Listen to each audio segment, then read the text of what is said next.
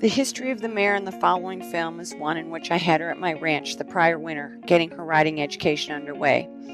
After going to her home, a trainer was hired to keep her tuned up and exercise. The teaching philosophies were very opposite of mine, in which this mare now had experienced confusion and unreasonable work. The application and the alternating use of draw reins and side reins were put into play. Spurs and whip were also used in what I would term abusive applications. In early spring, I flew out to work with this mare again and see how her progress had come. What I found was the mare this trip was unrideable. The bars of her mouth were bruised and inflamed. The corners of her mouth were red and raw. The soles of her hooves were bruised and so sore she could barely walk. It would be this trip filmed here 2 months later, in which I could now try to undo some of the emotional and physical defenses that had come into place. The bit of footage was taken day 2 of my riding her. So her work here was getting back into her head with good positive session, with corrections to wake her body back up to the softness while eliminating the defenses that had been put into place. The goal, once these corrections had been made, would be in time going back to the basics she had learned the winter before at my ranch. She had only one speed of walk now, no jog trot, just her medium trot and extended, and I had to work at keeping her going in these.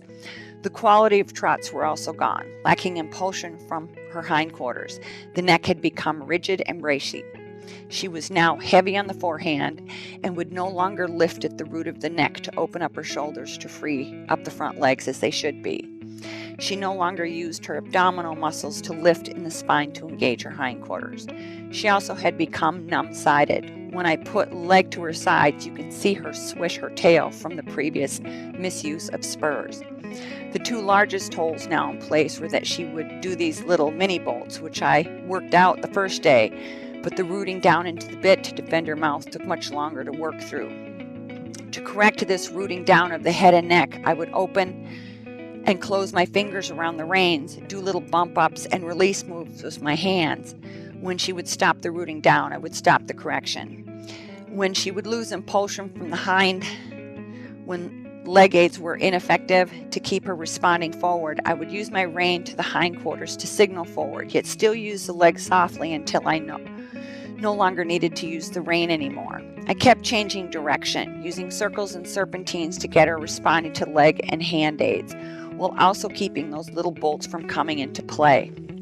I worked very hard at softening rein tension anytime I could and not keep constant tension in them, for this also can create a defensive mouth.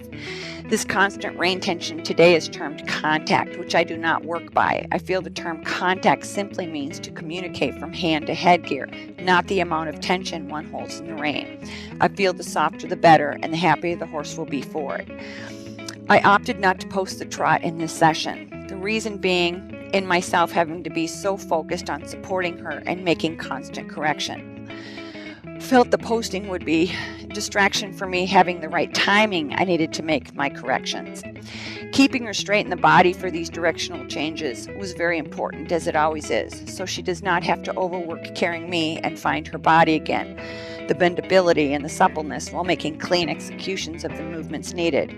It's important to keep our spines in line with their spines and work through turning in our waist to make turns follow through with leg aids coming automatically into play when the waist turns. The reins being a secondary supportive aid in communication. Ride from the center of the horse first.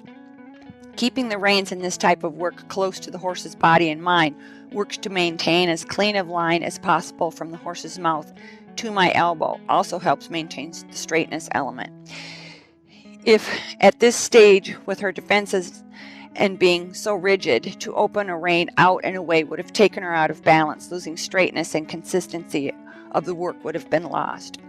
For myself, not being too distracting to the mare also was working to be as quiet in my seat as possible at the trots. This can be hard at these springy, forward-pushing type trots, so it takes effort to stay soft in the spine and pelvic attachment, keeping my pelvis open while keeping the spring and the hip socket, knees and ankles to work as shock absorbers, rather than work in an imposing movement of her and banging her in the back in the suspension phase of the trot.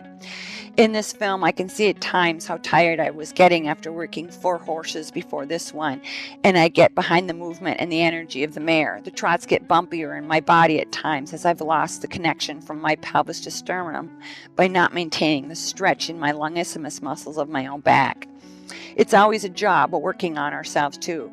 I never see myself as a passenger on a horse, but always having to be the rider if I'm going to make any advancement in a horse's performance. I've gone back again and will continue to work with this mare, and she is back on track and has advanced nicely in her work.